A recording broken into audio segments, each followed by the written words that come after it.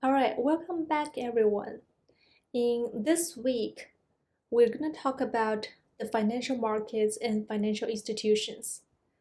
From chapter 1, we already understand that the two major decisions a corporate managers in a corporation have to make on a daily basis is to make good investment decisions and financing decisions, namely, where do we spend the money on corporate decisions and where does the money come from?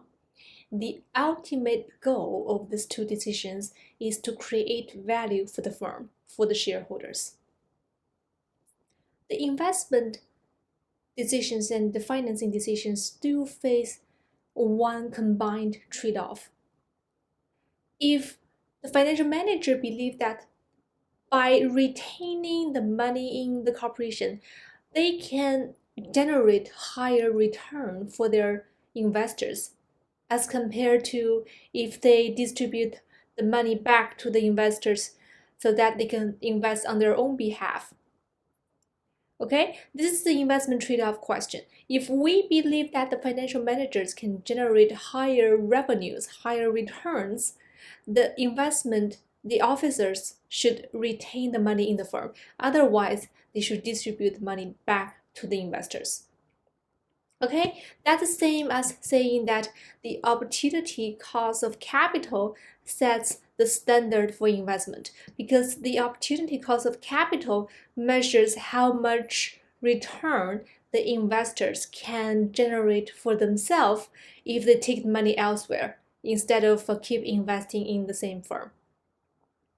We also learned that a safe dollar is worth more than a risky one. If you're investing the investors' money in a risky project, you have to return a higher rate to compensate them for the actual risk. Okay, this is going to be a theme when we start discussing the third part of the course, all about risks. All right, we know that these two corporate decisions, well, normally investment decisions is more important. Where we spend the money, where do we invest, have a higher consequences as to where does the money come from. But numerous examples, for example, the TXU case study in the textbook tells us that if the company make a really bad financing decision, it can hurt value as well. We also learned that good governance matters.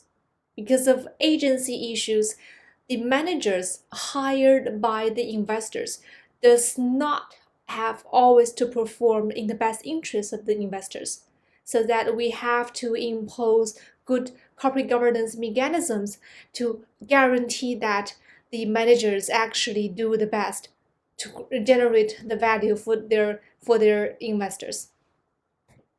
Okay, and in chapter 2, because we're talking about the financial markets and financing institutions, we are zooming into the financing part of the decisions from the investment managers. Okay, full parts from the chapter. And we'll start by introducing what are the financial markets and financial intermediaries. Okay, if you think about it, what is finance? Finance is the transfer of money. When one party have extra money and they can delay the consumption, they don't have to spend the money today, but they want to be able to put the money into the best use and enjoy a return from this money so that they can transfer this money today to the party who is in need of money today.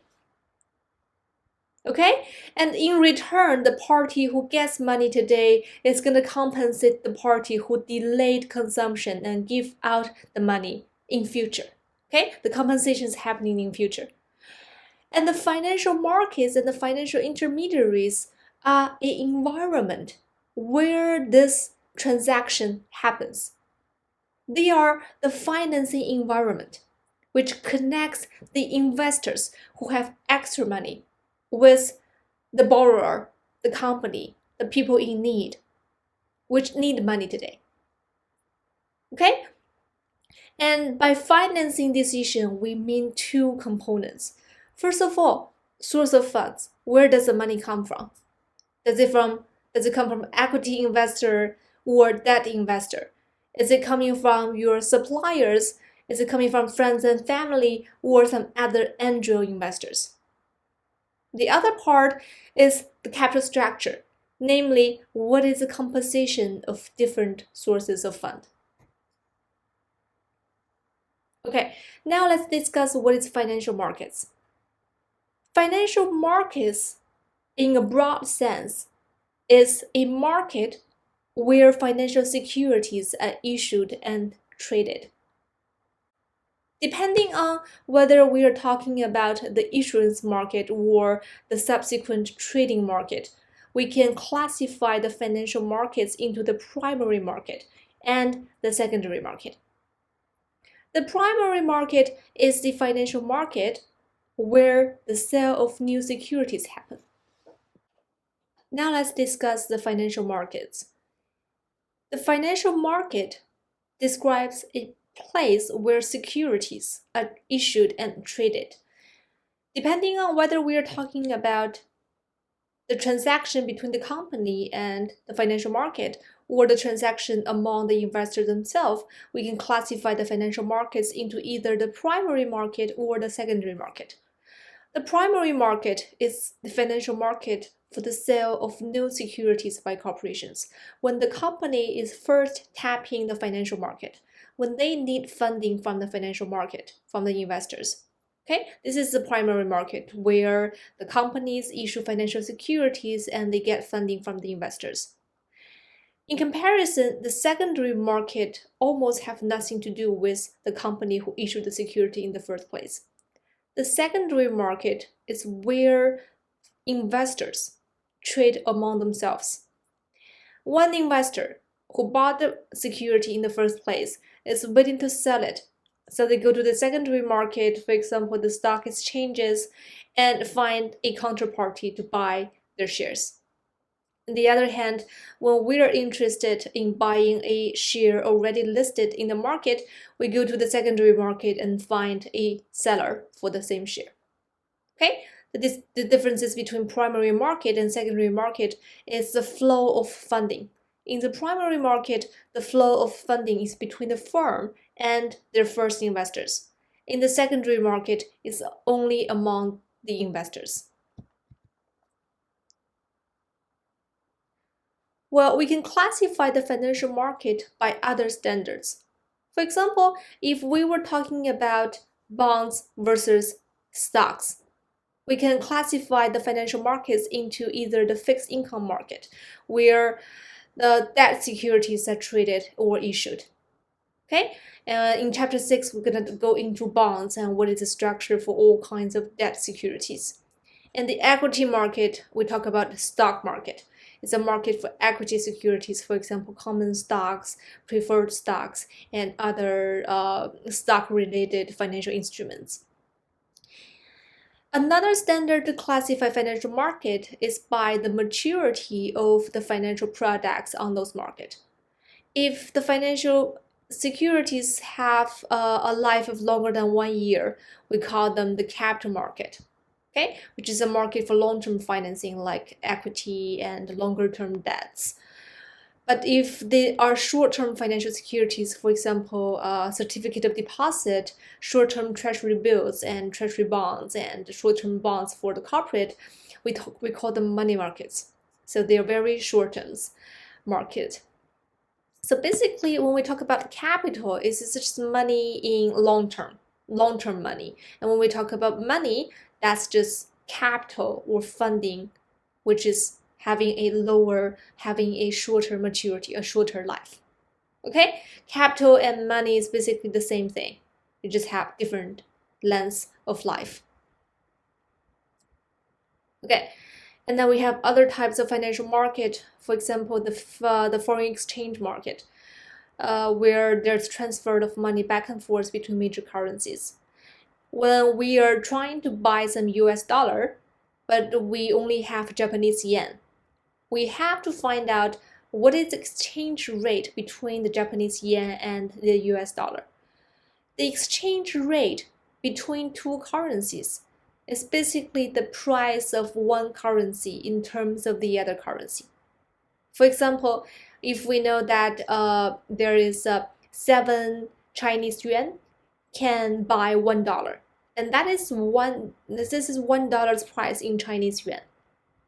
Okay, so the foreign exchange market have movements all the time, and there is arbitrage opportunities in the foreign exchange markets as well. If you can bet on the movement of different currencies' value depending on the geopolitical forces, etc., you might be able to make a revenue in the foreign exchange market. Commodity market.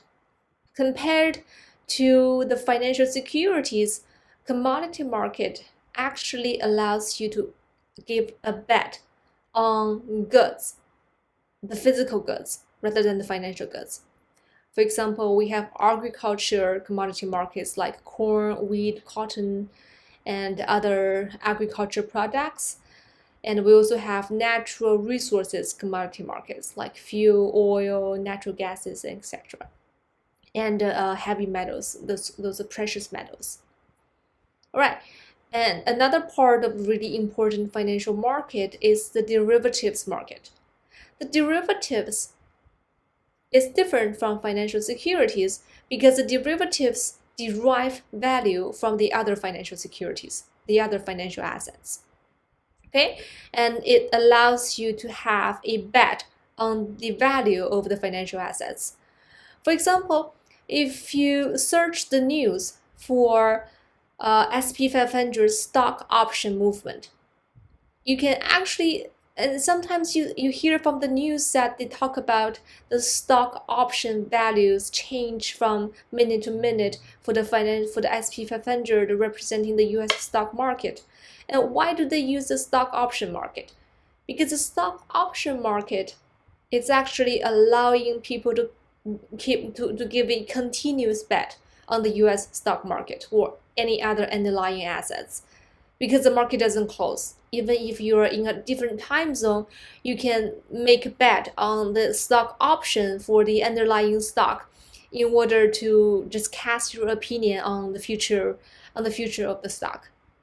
Okay, so the option market, the derivative market, is huge in around the globe in all kinds of underlying assets. And it's beyond the scope of this course. We don't have time to go into details about the derivative markets, but I'm sure if you take future finance classes, it's going to be a big topic on derivatives. And in the textbook, if you're interested, I think a future chapter, like chapter 23, if I remember correctly, devote specifically to the derivative markets. Okay. And if you sit back and think about what is a financial market, and it's basically a place to place a bet, a space to place a bet. And the topic of the bet is one type of financial asset. And what is a bet? A bet is a guess on the future trend. And the bet typically involves two parties. Okay, one party is bearish and the other is bullish. Okay, one party is seeing the trend going up and the other is seeing the trend going down. We need these two parties to make a bet, because otherwise there won't be an agreement. When I see something going up, when I see the price, the value of this stock going up, I'm willing to buy it. And I have to buy the share from someone who already have the share, or someone who can, well, just someone who is not seeing good things from the share and they're willing to sell it. When two parties disagree, they can take counterparts of the bet. One is selling, the other is buying. Okay, and the financial market is basically providing you a space to place a bet with another player in the financial market who disagrees with you. And depending on what kind of financial asset you're placing a bet on, and whatever financial market you're playing in this sense, the financial market is not that different from other kind of prediction market. For example, there were two popular prediction market which allows you to place a monetary bet political events. And I've listed two. If you're interested, go to their website and see it. You can place a bet on the outcome of all layers of political events, all the way from the congressional and to the presidential elections. Okay, so I want you to understand what is the nature of the financial market. It's basically a place to bet. Now that we have talked about the financial market, let's talk about the financial intermediary and the financial institutions. We know that in the book, they made a distinction about the two terms, financial intermediary versus financial institution. But I don't want to emphasize that distinction because in practice, the two terms are used interchangeably. Okay, so I'm not going to test you on the distinction between the two terminologies, and that's just a verbatism, which is not useful at all. But I want you to understand what is the essence, what is the definition, what is the function of the financial intermediaries. By definition, a financial intermediary is an organization that raises money from investors, that provides financing for individuals, companies, and other organizations. Okay, and it could be a bank. It could be another financial institution, such as a money manager or an insurance company, where we're going to talk about each type specifically. And why it is called an intermediary? Because they are in between the person or the entities who have extra fund and the entities who are in need of funding. They're bridging the transfer of finance from one party to the other. So that's why we're calling them the intermediary.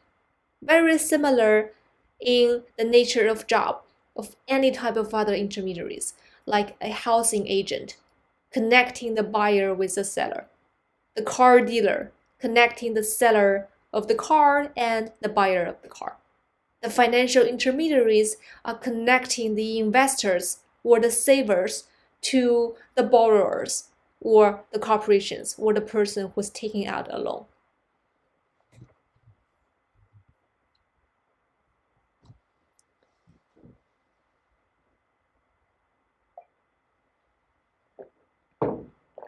Okay, since we're talking about financial institutions, and a lot of you might graduate to work for some type of financial institutions, and we can roughly classify those different type of jobs in finance by whether you're working for a pure financial institution or a finance department in corporations. Okay, the finance department in corporations is basically either accounting or project finance. You're either preparing financial statements or you're trying to make investment decisions.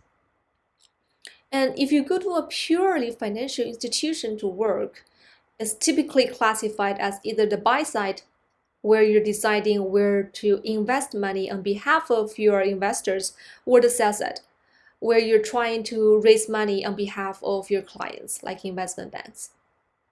Trading is a standalone classification because the job skills required in trading is quite different from either the buy side or the sell side.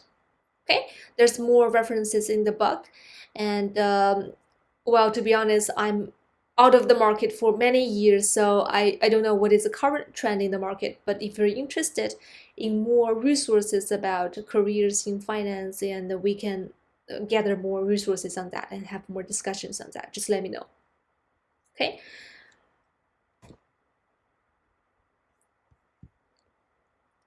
Now let's talk about the different types of financial institutions and what is the difference between them. What is the different functions of the different finance firms? And if we're going to work for a finance firm, what do they do? What kind of job? What is the nature of them? We classify the financial institutions by some big categories. The first category is banks. Okay, the nature of banks is to take deposits from the investors.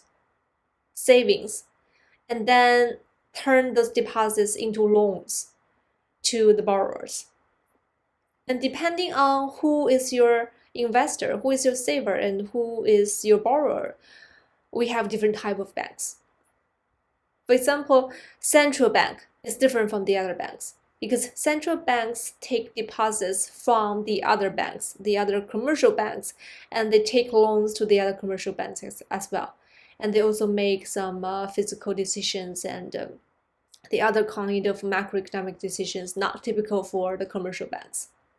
Okay, and the mortgage company is another type of special banks where the borrowers are the home buyers. When they buy a home, they put the home as a collateral, which we call mortgage, against the loan. If they default on the loan, the house that they're buying became asset of the mortgage companies. Okay? And commercial banks, they're more typical of taking deposit and giving out loans.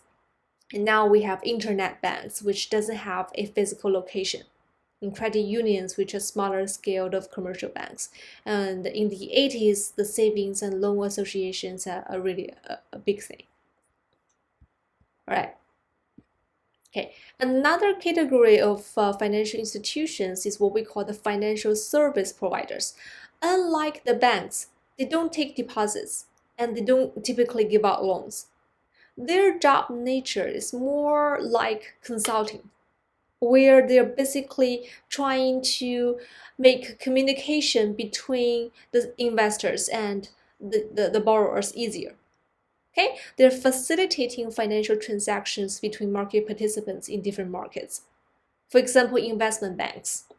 We always joke about investment banks that they don't do any investment and they're not banks because they don't take deposit and they don't give out loans. They're basically financial service providers with connecting the firm who is trying to raise money and the institutional investors who have money to invest. Okay, their job is doing analysis and doing road shows, just connecting different parties and facilitate the communications, the pricings. Okay, nothing that they have to provide in terms of funding or actual transactions in the job. And brokerage firms, which is basically the people who try to facilitate the transactions in the financial market. If you want to place a order in the financial market, in the equity market, you find your broker. Okay, the broker is basically helping you to place the transaction in the firm, in the market. A third group of financial institutions is what we call the money managers, which typically include mutual funds, pension funds, hedge funds, all kinds of funds. The money managers take money from their investors and they make investment decisions on behalf of their investors. Okay, and then we have insurance company, which is a very special existence, quite different from the other categories. We know that the insurance company, their revenue is the insurance that people buy or companies buy. Fire insurance, life insurance, all kinds of medical insurance, all kinds of insurance that. And the buyer of the insurance or the policy holders, they pay a premium on a periodic basis. For example, we pay health insurance to the insurance companies monthly or annually. Okay, and they take this money from the premium and then they invest this money in the financial markets. Typically, they invest in corporate debts. As we're going to see later in a pie chart, the insurance companies in the US is actually the largest holder of corporate debts in the US because they have a deep pocket of money from all the policies that they issued. Okay, so you can think of them as one type of financial service providers because they are providing insurance to people to diversify the risks. And on the other side, they're also money managers because they have a lot of money to invest in different type of financial instruments. Okay, if we go into deep about the money managers, we can see that mutual funds, hedge funds, and pension funds have all their own characteristics. The mutual fund is an investment company that puts the saving of many investors and invests in a portfolio of securities. There are all types of mutual funds. Okay, for example, I think there is somewhere, I should have, okay, there should be a, yes, this chart shows the number of mutual funds in the US by asset under management, basically how much money is under their management, and by the classifications. Okay, and the mutual funds can be classified to all kind of financial market they're investing in. For example, we have equity funds, where the mutual funds basically mostly invest in the equity market. We have bond funds, where the funds invest in the bond market. We have money market funds, where the fund mostly focus on short-term financial instruments. And of course, we have hybrid funds, which have a little bit of both. Okay, and the mutual funds give us a really convenient way to hold a diversified portfolio, as we're going to discuss later, which is a major benefit of investing in mutual funds.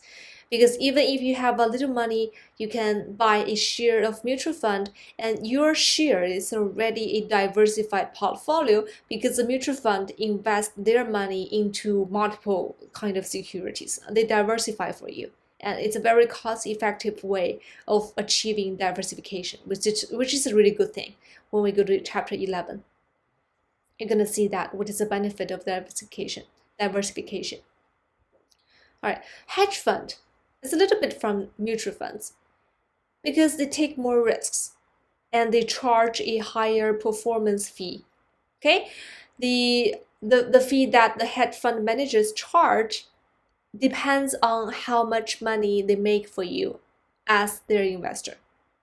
And of course, because they take more risk, they limit their customers or their investors to wealthy individuals or institutional investors who can afford to lose this money. Pension fund. Namely, by name, pension fund consists of people's retirement savings. And if it is retirement saving, naturally, it's going to be not as risky as hedge funds. Okay, so basically pension funds is set up by the employer, and it's 401k and other type of pension funds. If you do your contribution, your employer going to match it. And the one benefit of saving in a pension fund is that if you contribute to your pension fund, the contribution is tax deductible, meaning that you can subtract this amount of contribution from your income before you calculate your tax basis. Okay, we're going to talk about how to calculate personal tax in chapter 3. Now, let's see one example about how the financial market and financial institutions have helped one company make their financing decisions. The example here we talk about is Apple Computers. When Apple Computer first funded, they only had, when Apple Computer was funded in 1976, the first bucket of gold they get is from their chairman, Mike Makula. And the first 250,000 of money that Apple Computer have is from their chairman, their first big investors. Okay, this is the first financing they have get, the first bucket of gold. And as the companies start to build their computers, they get trade credits, they get account payables. Okay, when Apple Computer was first established in the 70s, they need funding in order to do anything. The first amount of money they get is from their first chairman, Mike Makula. It's $250,000, and it was converted into Apple's shares. Okay, so this guy becomes the biggest shareholders of Apple Computer. When they made their first 200 computers, they didn't have money to pay their suppliers. But their suppliers was nice enough to provide them with a supplier's credit. Okay, they basically allow them 30 days to pay and allow them the opportunity to sell the computer first and then pay their suppliers for parts. And as Apple continued to grow, they start raising money from multiple sources, including venture capital investors, who typically invest in the early stage of a company. And then they had their first public offerings, their first IPOs, by tapping the general equity market. So their first equity capital raising was $91 million. Okay, and then they start to issue more shares into the capital market, and then they paid their first dividend in 1987. Basically, they're returning their revenues to the shareholders. This is also a financing decision because they decided to pay back their investors. And they also had a share repurchase with another form of paying back.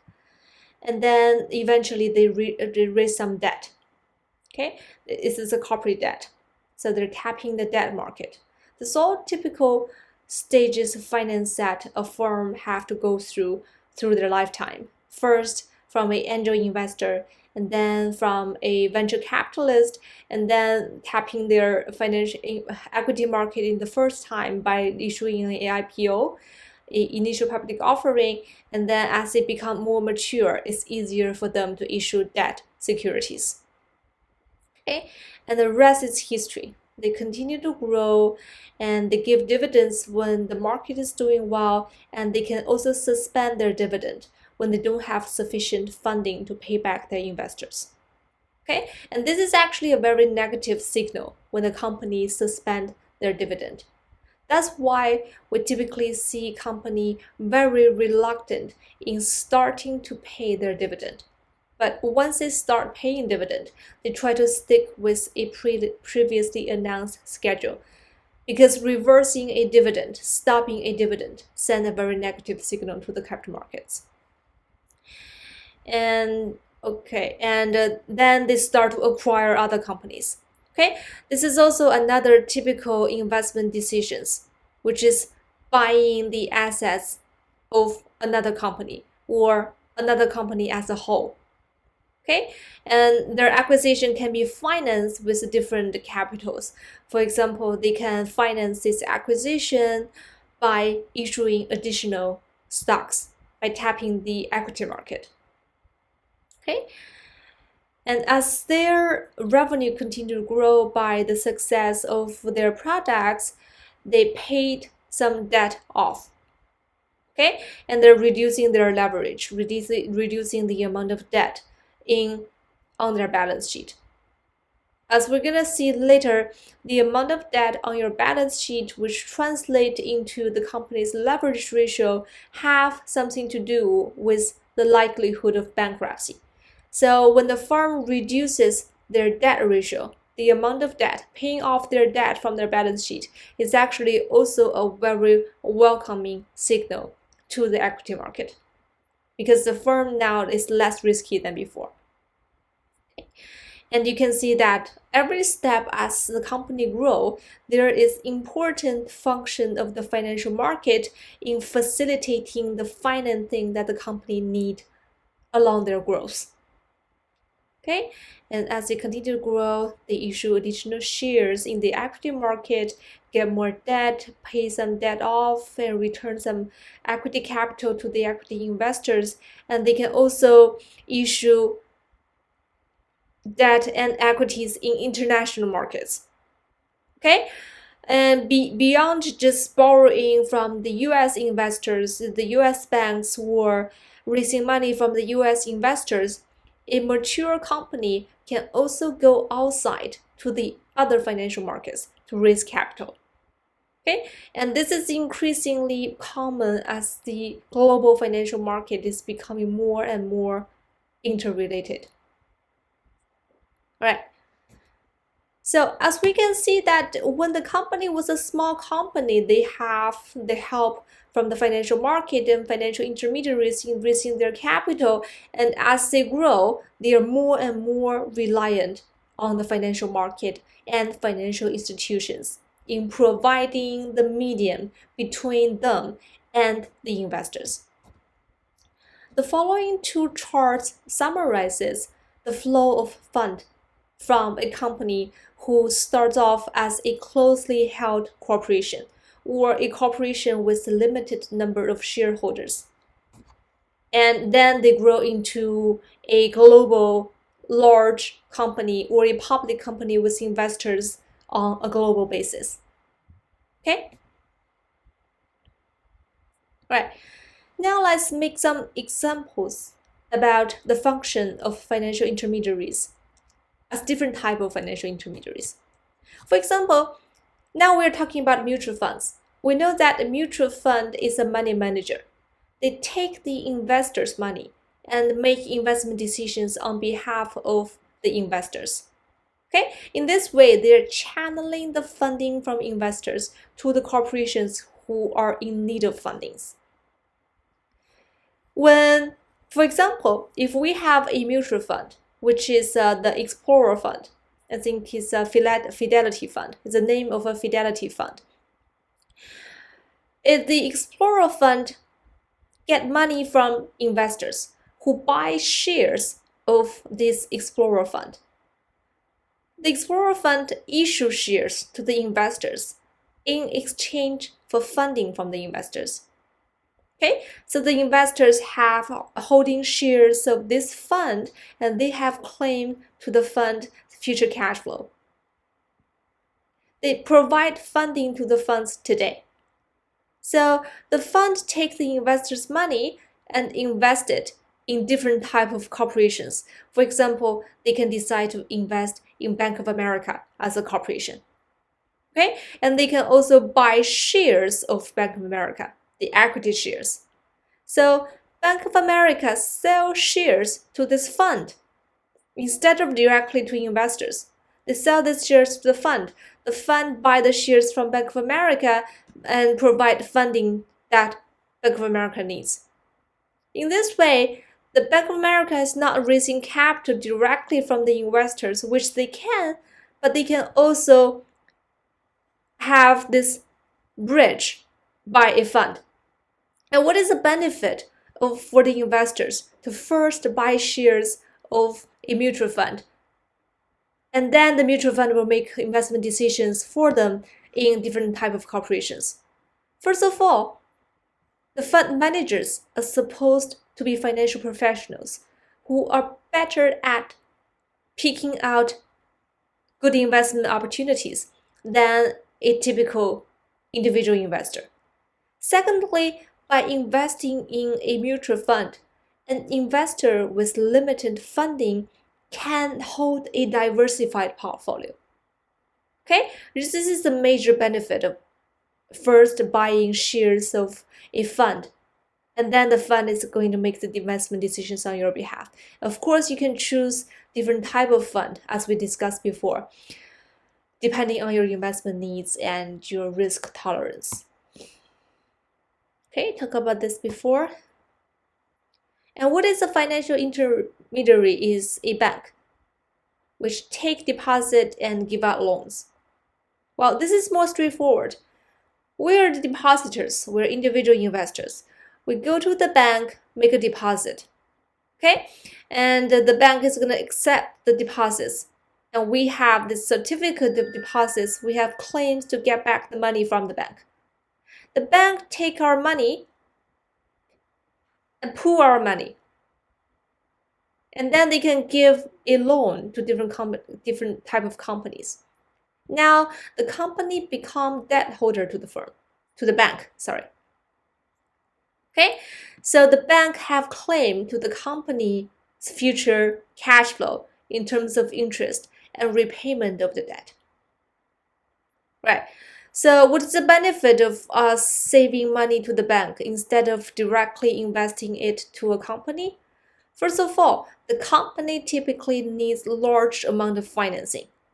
For example, this company is in need of $2.5 million. If we were individual investor, each of us have $500 to save to the bank.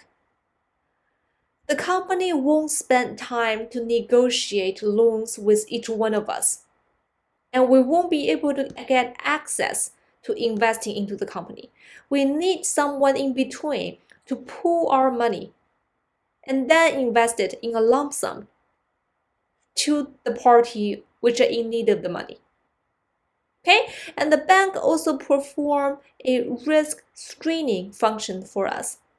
They can choose the company that have a credit worthiness which can pay back the money later.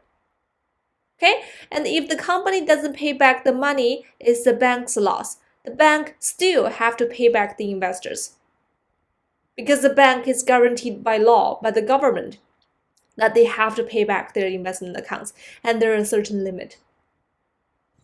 Okay, so we are investors with depositors. By saving into the bank, we are actually taking less risk than if we are directly lending to the company, and also we have a channel to save our extra money. What is if the intermediary is an insurance company? Okay, we talk about the insurance company as a special type of investment intermediary. The way they get money from the investors or the policyholders is by selling policies. A policy is a guarantee that in case of any kind of event under the contract, the insurance company is going to pay back the policyholder. For example, for fire insurance, the policyholder pay a premium on a monthly basis. And in case of fire, the insurance company have to pay the damage that the policyholder incurred. Okay, that's the contract for insurance company. The insurance company sell policy. In return, they get money, and they invest those amount of money to companies who are in need of funding by holding the corporate debts from the company. Okay, in this function, the insurance company is very similar to a money manager. Okay, and one thing in addition is that they actually offer a guarantee to pay back the policyholder in case of accidents. That's their promised return. Right. So who holds the US financial market? Here we are looking at the debt market. The total amount of debts, corporate debts in the US is $13 trillion by the middle of 2018. And the largest debt holder in the US is the insurance companies. And also foreign investors also hold a large amount of debt. Actually, they are the largest holder of US debt. So we used to call the US the borrower of the world. They actually hold a lot of debt from the rest of the world. And also mutual funds, pension funds, and mutual funds are large holder of corporate debts. Household is relatively small percentage as compared to equity market. So by the end of June 2018, all of the corporate equities in the US have a total amount of $46.8 trillion. This is larger than the corporate debt market. But keep in mind that we are not talking about the treasury bond market yet, because the treasury bond market is huge. If we were to add the treasury bond market, the bond market is actually larger than the equity market. But here we're only talking about corporate debts, corporate bonds. For the equity market, household sector, individual investors is actually the largest player. Okay, we typically buy more of the equities in the US market rather than debts, because corporate debts is typically invested in large sums by institutional investors, but individual investors are very easy to hold the equities, the stocks of the companies. Mutual funds, insurance companies, rest of the world, and pension funds are all players investors in the US equity market. Okay, these two pie charts shows us where does the money come from to fund the different financial market. And of course, all of the debt and the equity eventually will go to the corporations, the entities, which is in need of capital to make investment decisions. All right, now we are ready to summarize the 5 important functions of the financial market. Okay, and those 5 functions make us realize that how important the financial market and financial intermediaries are, and how much value they create in promoting the business activities in the modern economy. The first function is transporting cash across time. The investors don't need money today. They can delay their consumption today in return for a higher amount of future consumption. The corporations or the individuals in need of funding today, they are transferring their future consumptions back to today. They're getting money today and promising to repay tomorrow. So the financial markets and financial intermediaries provide a median for this intertemporal transfer of money across different parties. Okay, and those different parties could be individuals, corporations, or governments. The second function, risk transfer and diversification. If we think about the mutual funds provides us a way of diversification by holding a diversified portfolio. Okay, by diversification, we are actually diversing away a lot of the individual risks. As we're going to go into chapter 11, we will make definition about what is diversification and what does it do to reduce the amount of unnecessary risks that we have to take in order to invest in different risky assets. Okay, and there's also a risk transfer function from the financial market. For example, when we are buying policies, like life insurance, fire insurance, health insurance, we are basically transferring the risk of different domains of life to a financial intermediary. And we're paying a premium to diversify away, to transfer the risk away from us, because we don't want to take risk. As human beings, we are risk averse. Okay, and those financial intermediaries like the insurance companies do provide us with a way of paying the risk away. And what do? The insurance companies, they are taking the risk from different individuals. But because those different individuals are not related, the probability of them having a claim at the same time is extremely low. In that way, by pooling all of the risk, they actually diversified away those risks so that they can provide those guarantees without having to endure all of this risk combined. Okay, that's the beauty of having a financial intermediary, having the professionals who actually do this business, because this is a economy of scale in there. There's some chemistry in there that if there's a professional who act as the middleman, who specializes in the market, we in total are not taking as much risks. The third important function of the financial market and financial intermediaries is to provide liquidity. Okay, what is liquidity? Liquidity is how easy for us to transfer asset into cash and get cash back to the asset we want. Okay, the speed and cost of turning an investment back into cash. When we want to sell something, we want to be able to find a buyer as fast as possible with the best price we can get. And it's not always easy to find a counterparty of our transaction. But if there is someone who is there to maintain an active market of the asset we're trying to make a transaction on, it's easier for us to find the counterparty. That's what we call the financial intermediary and financial markets is providing liquidity to us.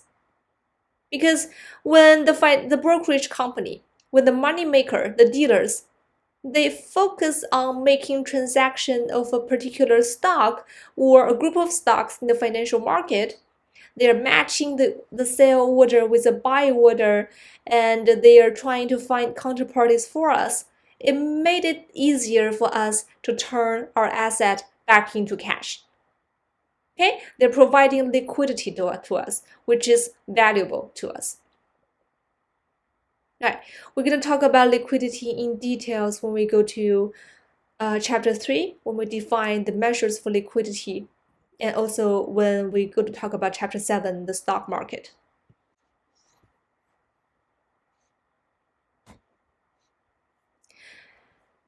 Number 4, payment mechanism. We all know payment mechanism. Okay, we all have a checking account, we have credit cards, and we have money orders when sometimes we need to make a payment to the government, and sometimes we have to use checks. And nowadays, increasingly, there's innovative ways of payment mechanism. For example, some coffee shop actually will receive Bitcoins as a payment mechanism. The money market mutual funds, the benefit of investing into the money market mutual funds is that your investment is actually very liquid. You can use them actually as credit cards. You can take money out of these accounts with no costs. Okay, so the financial market has provided us with the convenient payment mechanism so that we no longer need to carry cash around us. Number 5, providing information. Right, if you think about it, what's the price of something you want to buy or sell? What does the price tell us? And if you think back to your economy class, how is price formed for anything? The price is a combined result of all of the supplies and demands behind a certain commodity. By reading the price of any commodity, we can get the information about this commodity. What is the combined forces of supply and demand behind this commodity? We know that when something is expensive, it's either of two things. One possibility is that the supply is really low. For example, if we want to buy a rare piece of an antique, okay, a rare piece of artwork, the supply is really low. That's why the price is so high. The other is that the demand is very high. For example, when we were trying to buy Tesla, okay, when the Tesla electric car, the first model was first on the market, the price was really high because they only made so much. Okay, but now as they increase their supplies, this is no longer the case. So the price can actually tell us a lot of information about the underlying commodity. And we can base our capital budgeting decision of investment decision on the price of the investment opportunities. Interest rate. Interest rate is basically the price of money. The interest rate provides us with the information about if we were to raise money in the market, what is the financing cost, especially when we are trying to raise debt capital. For example, borrowing from the bank or issuing corporate debts in the market. What is the financing cost? How much we have to pay back our investors? There's also information about that. And the interest rate is a combined forces of the government's fiscal policy and the general economy situations. What is the supply and demand of money? Security prices, similar to commodity prices, what is the supply and demand of a certain security? And then we can think about what is the combined security prices to tell us how much does the company worth. Okay, so in chapter 6, we're going to go into topics such as credit rating and credit interest rates. Credit rating measures how likely a company is going to default on their debt. The better the credit rating, for example, AAA is much better than AA and much better than BBB. The higher the credit rating, the lower is the interest rate.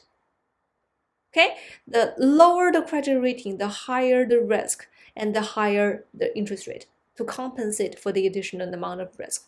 So by looking at the different credit ratings corresponding to interest rate, we can kind of have an idea of if a company is going to raise capital in corporate debts, and their credit ratings depended on a lot of things. For example, how much debt they already have on their balance sheet and what is the nature of their business. The company will know from the market interest rate about their cost of capital if they were to raise money in the market, in the debt market. Okay, and we can read for any public company their current stock price. And if we multiply the stock price by the total shares of their equity on the market, we can have their market capitalization, or the market cap. The market cap is a measure of the total value of the company. And then we can see that as a whole piece of pie, how much does the company worth from the perspective of the market. And this is a very valuable piece of information as well. Alright, everybody, welcome to the second part of chapter 2 of the lecture. Today we're going to talk about the most recent financial crisis. Before we begin the story about the crisis, I would like to talk about a story from my personal life. Alright, back in 2007 and early 2008, I was just like some of you guys, a college senior, ready to enter the financial market as a fresh graduate. Everything looks rosy and the job prospect looks really good back in 2008.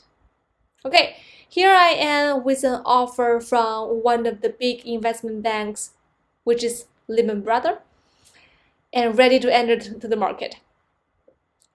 Well, my happiness didn't last long.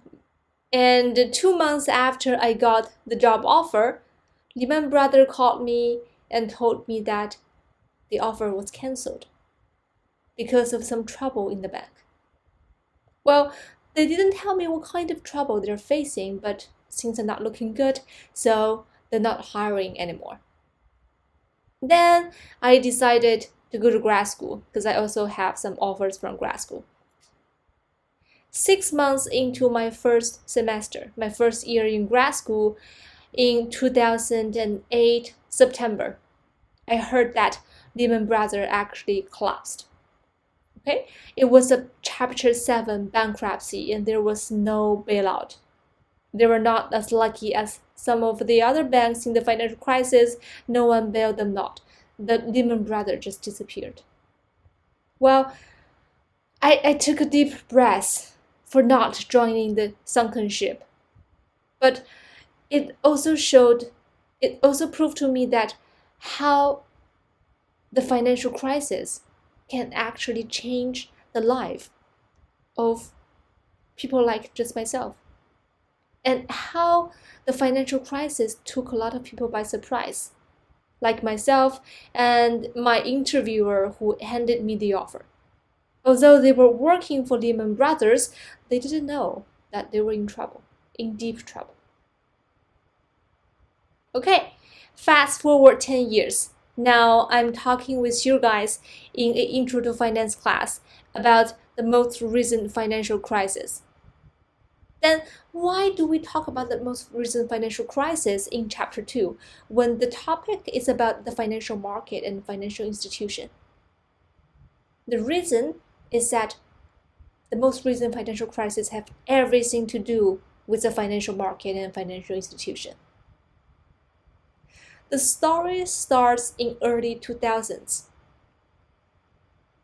when the dot-com bubble just burst. Whenever the bubble bursts, the economy usually goes into a recession. And in order to boost the economy, the government usually lower the interest rates. That's what the Fed did back in early 2000s. They lowered the interest rate, the Fed funds rate, exactly like what they did during the pandemic. By lower the basis interest rate in the economy, they are actually lowering the price for money in the economy.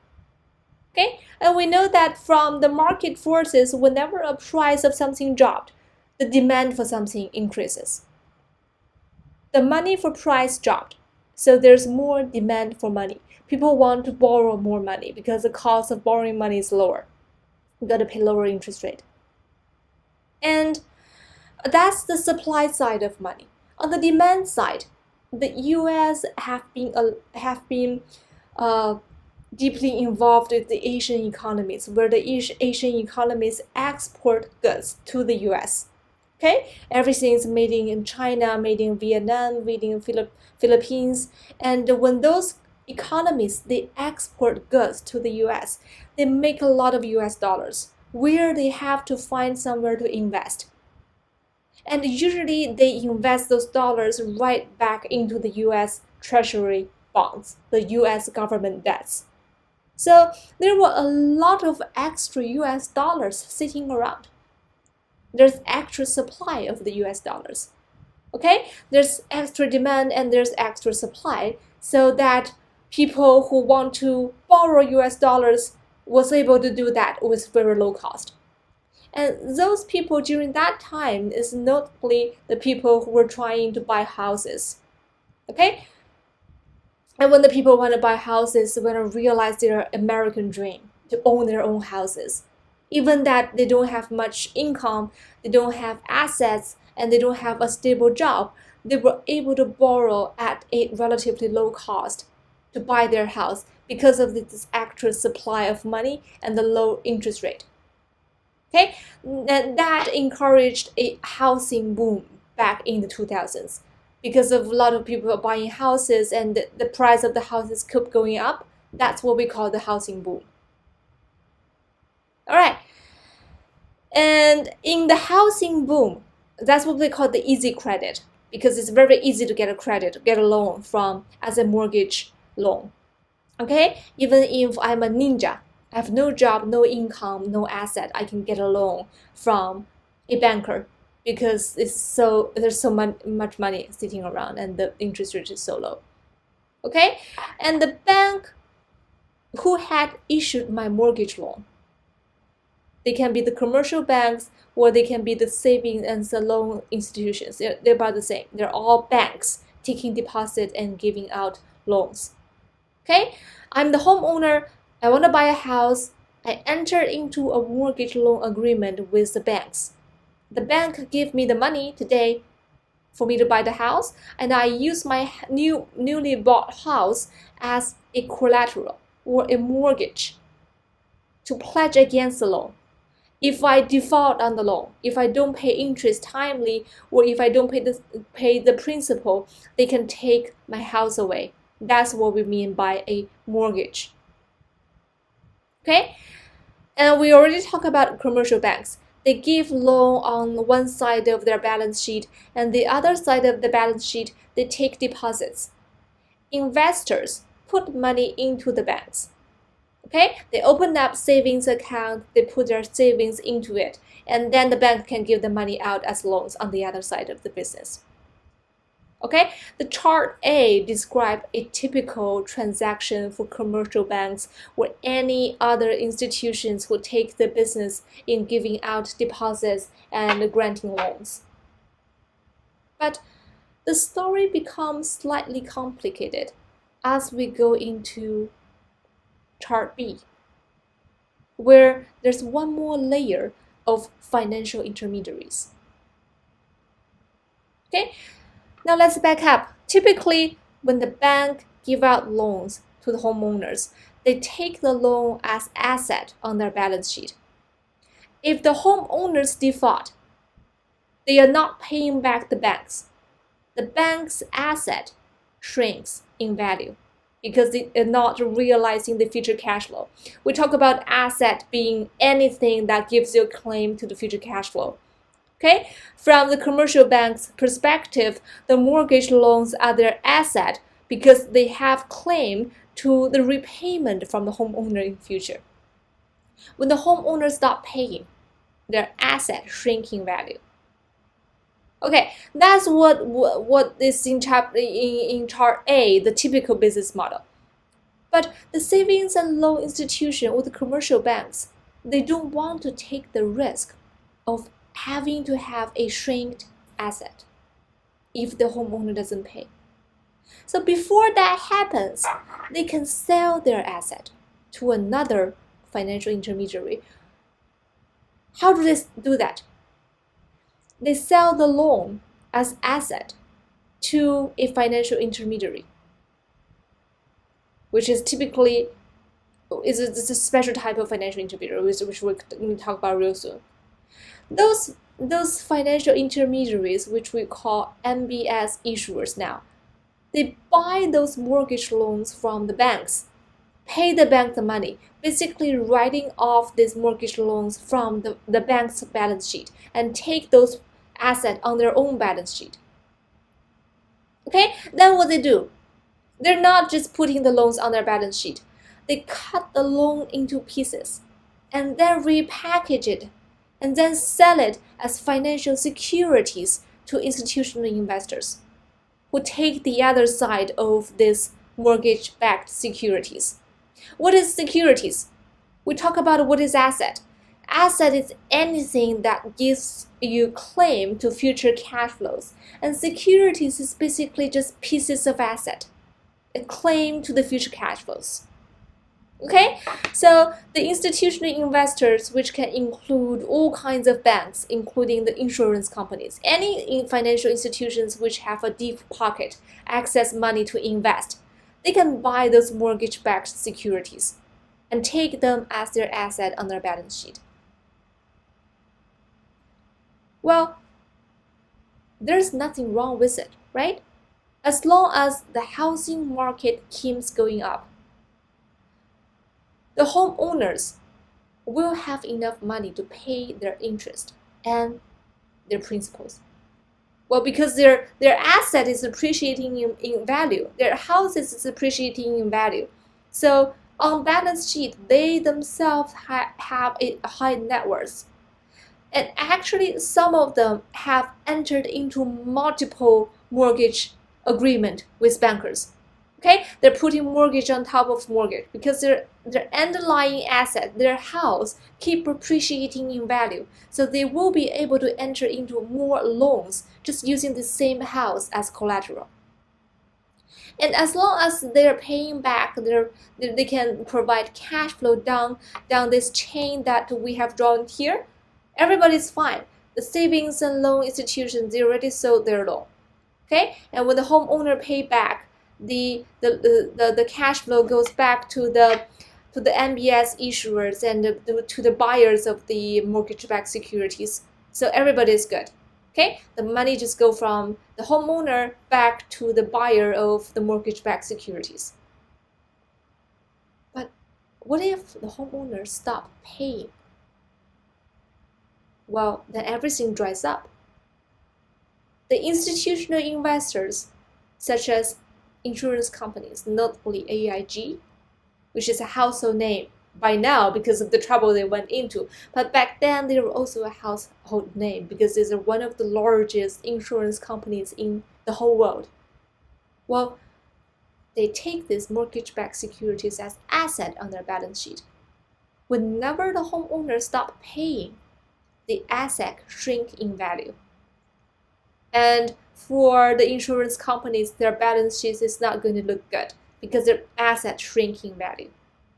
And we know that what bankruptcy means that when your asset is not larger than your debt, so that you don't have sufficient equity, you don't have enough asset to pay down all of your debt, then you have to file for bankruptcy. Whenever your asset shrink in value, the company is not doing well. Okay, and that's the thing when it happened for a lot of financial institutions. But why would the homeowners stop paying interest? Well, all bubbles have to burst, just like the dot-com bubble back in the 2000s.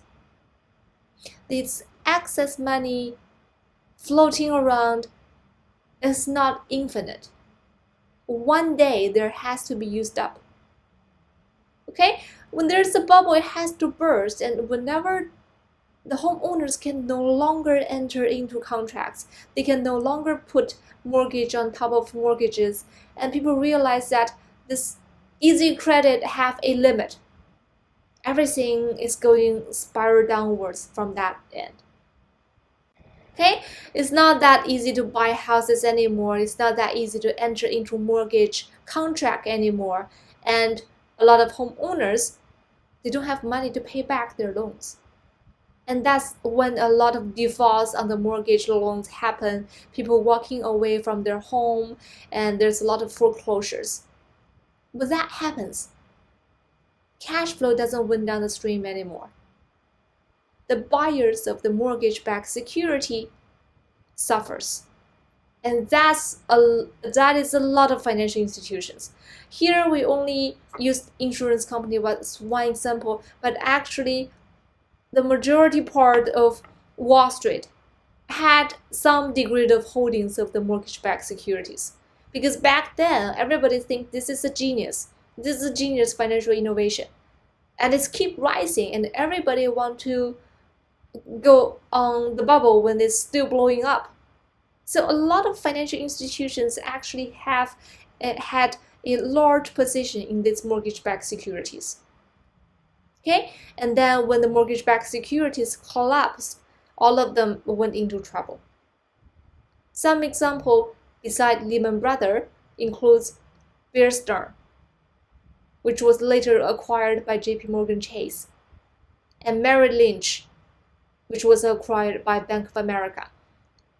We also had these semi-governmental agencies, Freddie Mac and Fannie Mae, which were among the major holders of the mortgage-backed securities.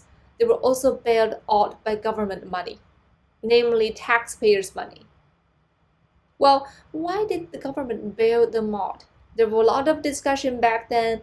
If you're interested, just search "too big to fail." The government paid the money because they don't want those important agencies, institutions to fail. Because if they fail, they're going to have a lot of far-reaching negative effect in the economy, most notably unemployment. Okay, if they fail, they have to fire a lot of people, and then there's another really large ripple effect on the whole economy. Okay, that's why the government put money into those institutions to keep them alive. But Lehman Brothers wasn't that lucky. They actually went straight into bankruptcy, along other some smaller companies that we don't even know exist. Okay, and that's when the housing bubble burst translate into a large-scale financial crisis on Wall Street. Well, then how did the financial crisis become an economic downturn or recession during the 2 years of 2007 to 2009? And some people argue that it's actually longer than that. Well, that's where we talk about the important role of financial institutions and financial market, because they are so tightly involved with other economic conditions and the overall health of the economy. What is a financial market? The financial market is basically a place where you can trade the financial asset. Then what is financial asset? Financial assets are claimed to the cash flow produced by real assets. What is real asset? Real asset is anything that the corporations produce, generate value by making really sound investment decisions and financing decisions. But the financial market, despite being just a bellwether or a reflection of the real economy, can have feedback effect into the real economy. When the stock market crash, because of the troubles from most of the important financial institutions, they cause a panic in the financial market. And this panic is very characteristic of human being, because we panic. We got panic mode very easy. And as a group, as investors, as a financial market participants, when we got into the panic state as a group, it caused some real consequences. Well, the financial crisis took a lot of us by surprise, including myself, whose offer got cancelled at last minute. Although from retrospect, it's not really a bad thing, but back then it was a real surprise. And people don't like surprises. When they have surprise, they panic and they sell everything because they want to get out of the sinking ship before it's too late. Okay, when everybody is selling, the stock market have more sell order than buy orders, and it start a meltdown. When the stock market keeps shrinking in value, people selling everything they can, a lot of companies shrank in value, so that their asset value can no longer compensate for their debt, and a lot of companies filed for bankruptcy. When a lot of companies file for bankruptcy, they have to fire people, and there is increased rate of unemployment, and that's where it gets real. When the economy is going into a downturn, when there's sufficient number of unemployment, people are losing jobs. Okay, this is a story for inside of the US. But because we live in a global village nowadays, all of us is interconnected in this global village. And those major economies in the globe is interconnected with each other. We're doing business with each other, and our financial market, we hold each other's stock, and we have trade agreements. Everything's so intertwined. So the trouble in the US got into other places in the globe. Europe, Asian, you name it, any major financial market. And there is a global financial crisis going on. Well, some economies were impacted more than the others. For example, the economies which already have a shaky fiscal state, like Greece, they already have a large amount of government debt. They went into government bankruptcy, namely saying that, well, as Greece, as a government, we are defaulting on our loan. When we borrowed loan from investors by issuing government debt, we promised to repay those debt, but now we say that we're not paying. That's government bankruptcy. This is a very rare event. The government usually don't go into bankruptcy, and we still hold the belief that the US government will never go into bankruptcy. That's why we give the AAA credit rating to US government debt. That's why we consider the Treasury bill, which is a short-term government bond issued by the US government, as almost riskless. But this is no longer true for Greece and some other economies because they defaulted on their debt. Okay? Right, and then there's high employment rate globally. There's slow growth in Europe for the next decade even. There's far-reaching effect of the financial crisis. And of course, there were a lot of effort to try to save things from going too far, and from the US economy, from the European, from the globe. And there were a lot of policies catching up, trying to patch the hole from this crisis. Okay, and we know that the policies, those corrections usually come after the crisis. In the US, we had this Dodd-Frank Wall Street Reform and Consumer Protection Act of 2010, 2 years after the crisis. This basically imposed more risk management on firms and better protection on the consumers or on the individual investors. All right, now we have the takeaways from the most recent financial crisis. First of all, we know that the financial markets and financial intermediaries are very important for the health of the global economy. Okay, when they are in trouble, they can drag the whole global economy down. And then when they are taking too much risk, they can put the whole economy in a risky situation. Another takeaway that we can have is the agency problems created by the securitization process. If we go back to this chart, we can see that the one more layer created by the securitization process, the mortgage-backed security issuers, actually make everything different.